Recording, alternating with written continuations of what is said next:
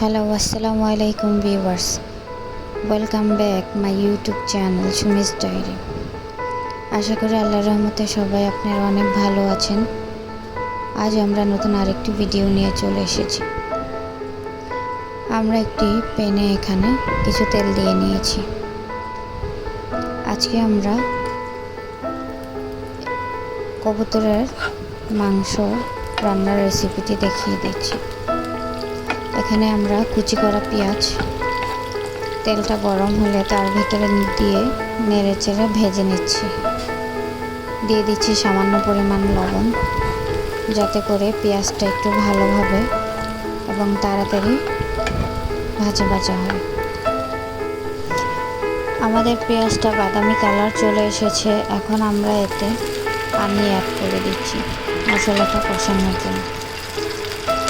এখন এতে আমরা আস্তে আস্তে মশলাগুলো দিয়ে দিচ্ছি।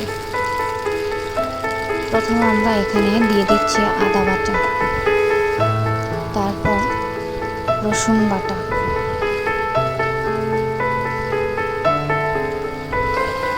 এগুলো দিয়ে আমরা কিছুক্ষণ নেড়ে চেড়ে নিচ্ছি।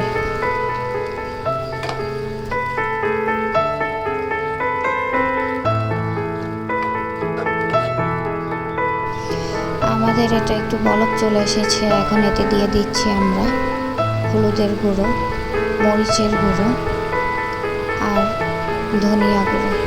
ধনিয়া গুঁড়োটা দিয়ে আমরা ভালোভাবে মশলাটা নেড়ে চেড়ে নিচ্ছি, যাতে সবগুলো মশলা ভালোভাবে মিশে যায় এবং ভালোভাবে কষায়। সামান্য পরিমাণ এখানে আমরা জিরার গুঁড়ো দিয়ে দিয়েছি। এখন আমরা এই মশলাটাকে ভালোভাবে কষিয়ে নিচ্ছি। দারুচিনি, এলাচ আরও বাকি যে মশলাগুলো আমাদের, এগুলো সব আমরা আস্তে আস্তে অ্যাড করে দিচ্ছি এবং নেড়ে চেড়ে দিতে হবে যেন এটা তলানিতে লেগে না যায়।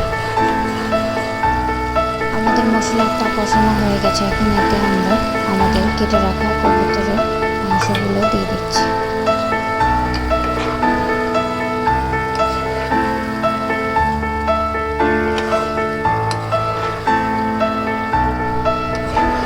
এই কবুতরের মাংসগুলোকে এখন আমরা মশলায় দিয়ে কিছুক্ষণ নেড়ে চেড়ে কষিয়ে নেব।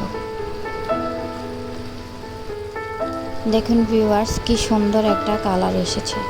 আমরা এতে সামান্য পরিমাণ পানি দিয়ে এটা আরও ভালোভাবে কষিয়ে ভুনা করে নিব। একদম